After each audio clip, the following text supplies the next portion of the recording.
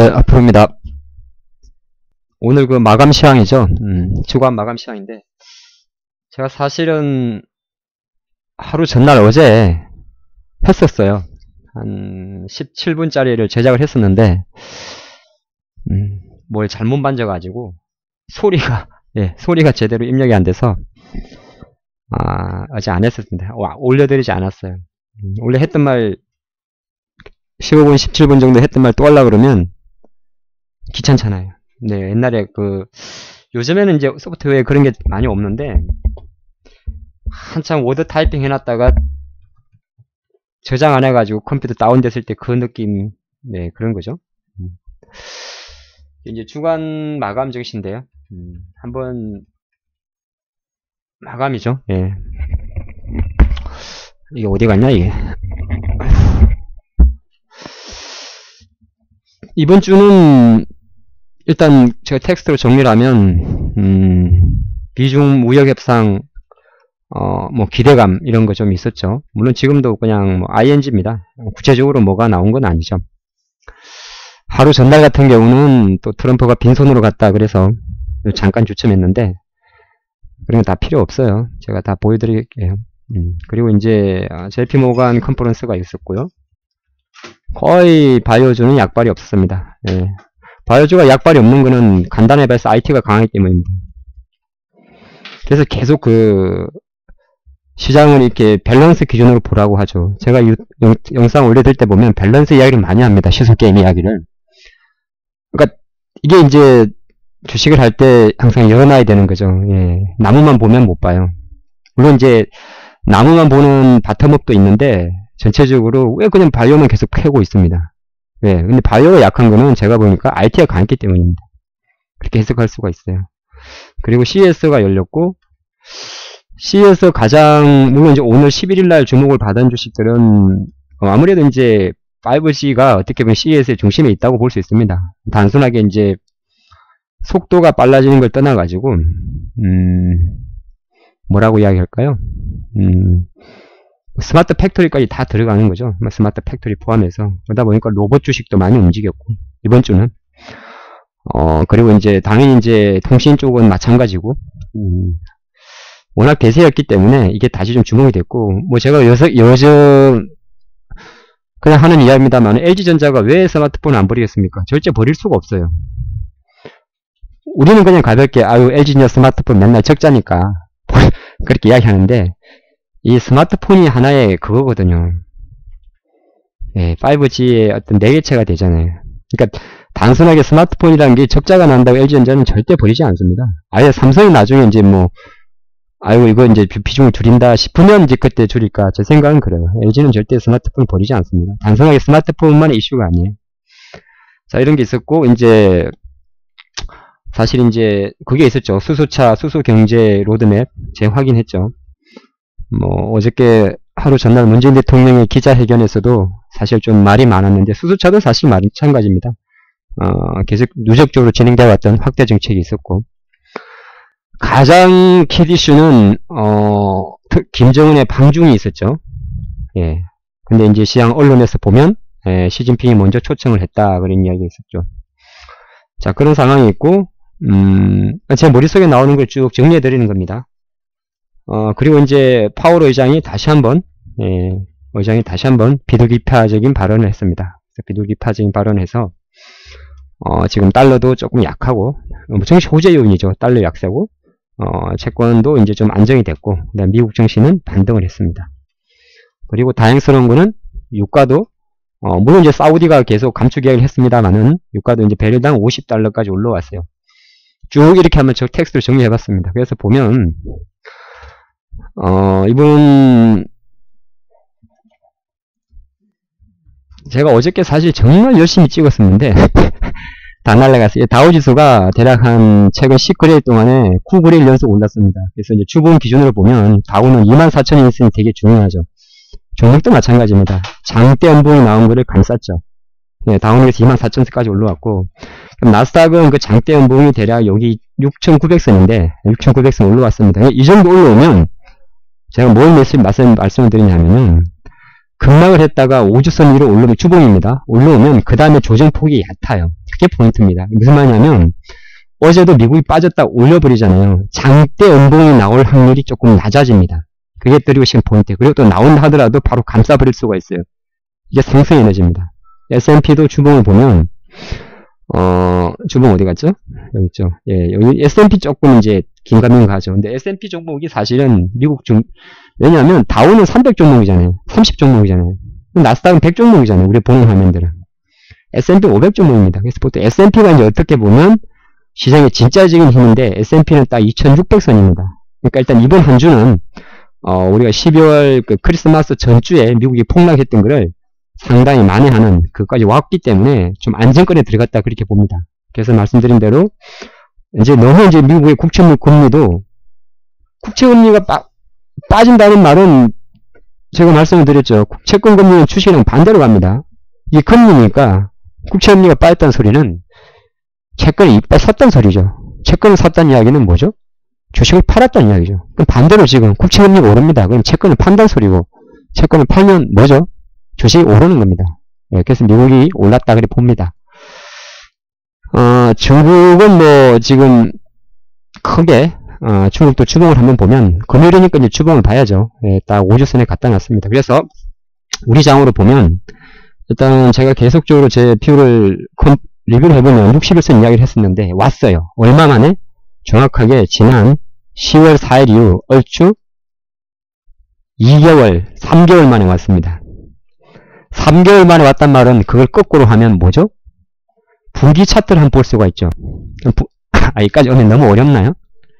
3개월은 1쿼터니까 예, 여기까지가 너무 어렵겠군요. 오케이, 좋습니다. 3개월만 61선에 왔습니다. 그런데 아까 말씀드린 마찬가지로 지수는 어차피 일봉으로 보면 어설픈 이제 분들이 여기에 매물 때 갖다 댑니다.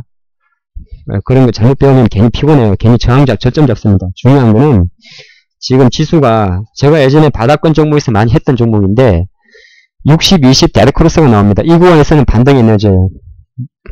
잠시 시간이 되면 한 번 더 할까요? 파란선이 61선이고 21선이 빨간선이고 51선이 검정색입니다. 근데 이게 지금 보면 정별이 아니고 60, 25죠. 그러면은 아직은 60하고 원래 60, 20 이렇게 5가 돼야 정별이잖아요. 예, 아니구나. 이거 다 올라타야 정별이잖아요. 지금 뭐라고 얘기할까? 5일선하고 21선은 골든크로스가 나왔고 이게 따라갑니다. 이거 조금 이거 다음에 다시 해야겠네요. 네, 꼭 한번 물어보세요. 다시 해달라고. 그래서 쉽게 말씀드리면 무슨 말이냐면 이 5일선이 61선 갈 때까지는 상승 에너지를 뿜습니다. 에이, 쉽게 말해서 종목들 많이 보셨잖아요. 응? 주가가 이렇게 바닥을 일대 이렇게 조금 밀리는 경우도 있었구나. 한시간에 빠졌구나. 한시간에 빠졌는데 최근에 보면 이제 뭐 EM텍이라든지 아모텍인가? 다시 이제 대부분 종목들도 많이 빠졌던 종목들도 이렇게 60일선을 건드리는 게 많아요. 근데 저런 자리에서는 지금 대주전자 차트 마찬가지인데 약간 수팅이 났다가 빠지고 다시 이제 하루 잡힙니다. 지금 코스피는 지금 요 정도 위치에 있다고 보면 되는 거예요. 그러니까 오늘 주봉 기준으로 코스피가 주봉 기준으로 지난 전주를 감쌌고 5주선 위에 올라갔잖아요. 그러면 하나, 둘, 셋, 넷, 다섯, 6주 만에 가장 강한 상승 에너지라는 겁니다. 6주 만에 되게 강한 거죠. 근데 월봉이 양봉이에요. 그러면 쉽게 말해서 코스피는 월봉의 시가 2050선을 지금의 조정폭으로 잡습니다. 2050선을. 설령 빠져도 2050선 밑에서는 매수가 들어온다는 소리예요. 이게 당연히 상승 에너지 강한 거죠. 코스닥은 뭐 똑같습니다. 근데 이제 여기서 이제 투자가분들이 되게 고민을 합니다. 예. 별거 없어요. IT 대형주가 있고요. 그죠? IMG 대형주라 그러면 삼성전자, 하이닉스가 있습니다. 근데 하이닉스는 최근에 이제 두 가지 재료를 가지고 올렸죠. 하나가 이제 반도체가 그냥 오른 게 있고요. 플러스 이제 지주회사 체계가 있죠. 근데 어쨌든 하이닉스가 올랐다는 게 여러분들이 계속 기억해야 될 단어입니다. 자, 그 다음에 셀트리온이나 이런 바이오주는 지금 붙지가 않아요. 언제 붙을지는 저도 모릅니다. 그럼 무슨 말이냐면 지수는 천천히 오를 거예요. 지수가 천천히 오른단 말은 뭐 예를 들어 만약에 코스닥 지수를 생각했을 때 예, 코스닥 지수를 생각할 때 코스닥 지수가 천천히 오른다는 말은 무슨 말이죠? 셀트리 헬스케어 안 오른다는 소리죠. 신라젠 안 오른다는 소리죠.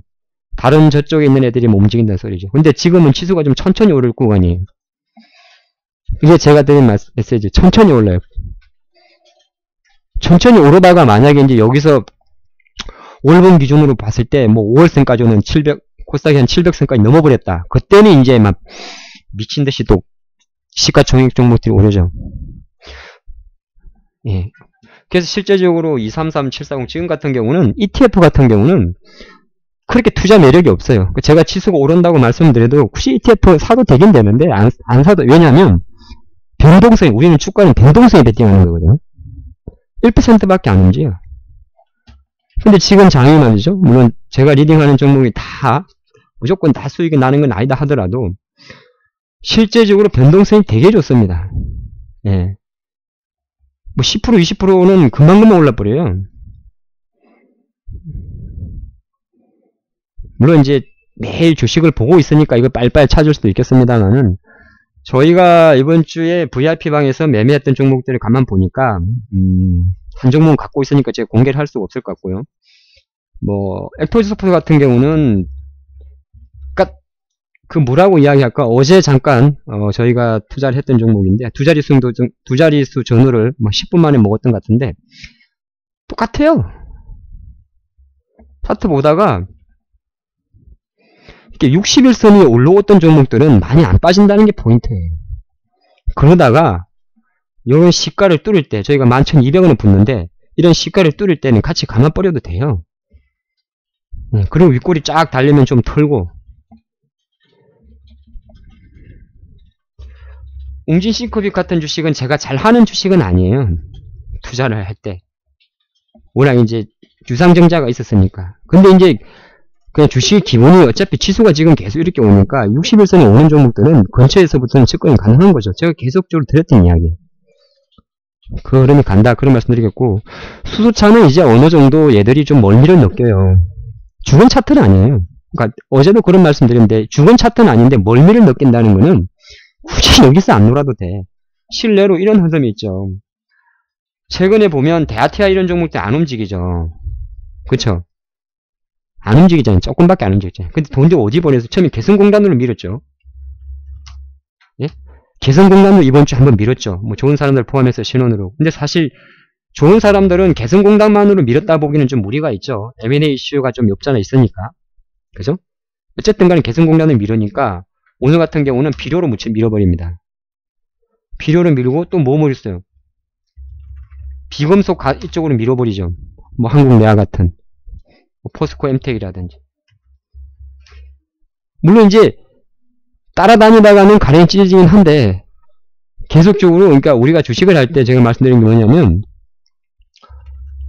죽은 자식 다리 붙들고 있지 말라는 거예요. 물론 미리 매집을 해가지고 기다리는 것도 나쁜 건 아닌데 지금은 이 장 따라가요.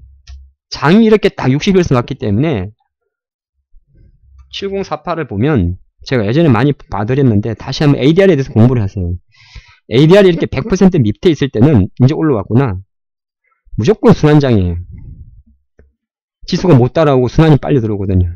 순환장이 생각보다 좋을 수도 있고 나쁠 수도 있는데 이제 은봉 매수 하시는 분들은 잘해요. 좀 어렵나? 네. 어려우면 어떻게 해야 돼요? 어려우면 저를 찾아오세요. 아시겠죠? 그래서 제가 조금 뭐 이게 영상이 너무 길어지면 좀 그러긴 한데 어쨌든 이번 주 가장 큰 의미는 대형 전기전자 업종에서 어느 정도 상당히 강한 반등이 나와줬다는 겁니다. 그게 첫 번째 포인트고 유가가 반등을 하다 보니까 화학주들도 어느 정도 바닥치기가 좀 나왔다는 겁니다. 여기에 두 번째 포인트를 좀 드리고요.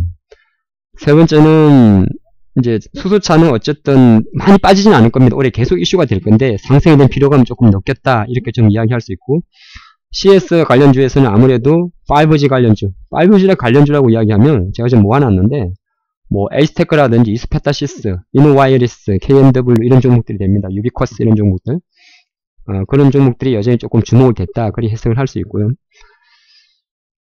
이제 디스플레이 삼성이 실제적으로 2월 25일부터입니다. MWC에서 아마 거의 지금 언론에서는 갤럭시 S10하고 삼성의 가칭 갤럭시 갤럭시 F, 플렉서블링 가칭 F라고 이야기하는데, 움직인다고 하니까 이제 디스플레이 관련주나 올레드가 움직이는데, 이거 움직인 거는 사실 어떻게 보면 최근에 이제 뭐 SDI라든지 LG전자라든지 뭐 LG 디스플레이라든지 이런 종목들이 움직이 좋기 때문에 저 재료가 먹혔다 그렇게 보면 돼요. 그래서 디스플레이 개별주들도 마찬가지예요. 항상 대형주 좀 같이 봐야 됩니다. 뭐 실내로 오늘 그 카메라 모듈 MCNX 같은 경우는 자율주행 관련 카메라 모듈 때문에 차트를 조금 좋게 만들어 놨는데 약간의 긴가민 거예요. 저는 원래 같으면 이런 주식을 되게 좋아하는데 차트를 볼 때 이 지그재그가 많은 패턴 있죠. 올랐다 빠지고 올랐다 이런 애들은 이 양봉에 굳이 들어갈 필요가 없어요. 약간은 61선 돌파니까 매수 시그널은 맞긴 맞는데 주식은 항상 패턴을 봐야 돼요. 장대 부분 나오고 눌림 있는 애들은 조금 아쉽지만 네, 다시 추격하기보다는 그 다음을 보는 게 나아요.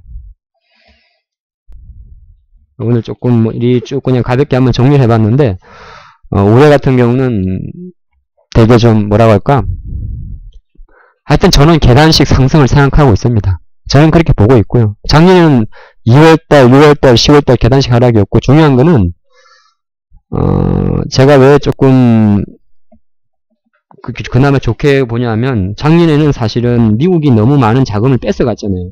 미국만 좋았잖아요. 이제는 키 맞추기가 나올 거예요. 그게 제가 우리 장을 좀 그나마 좀 좋게 보는 겁니다. 무슨 미국만 올랐습니까? 미국만 올랐어요. 금리 인상 때문에. 그쵸? 그거에 대한 어떤 키 맞추기를 생각하기 때문에 뭐 최근에 우리나라 장이 조금 다른 나라 증시 대비해서 강한 걸 여러분들 볼 수 있을 건데 뭐 실제적으로 외국인도 주식을 사잖아요. 네. 사잖아? 열심히 사잖아? 아니, 안 보이시나? 빡시게 사잖아요. 그 부분에 조금 포커스를 맞춰주시고, 연기금도 이제 붙었습니다. 연기금도 붙었잖아요.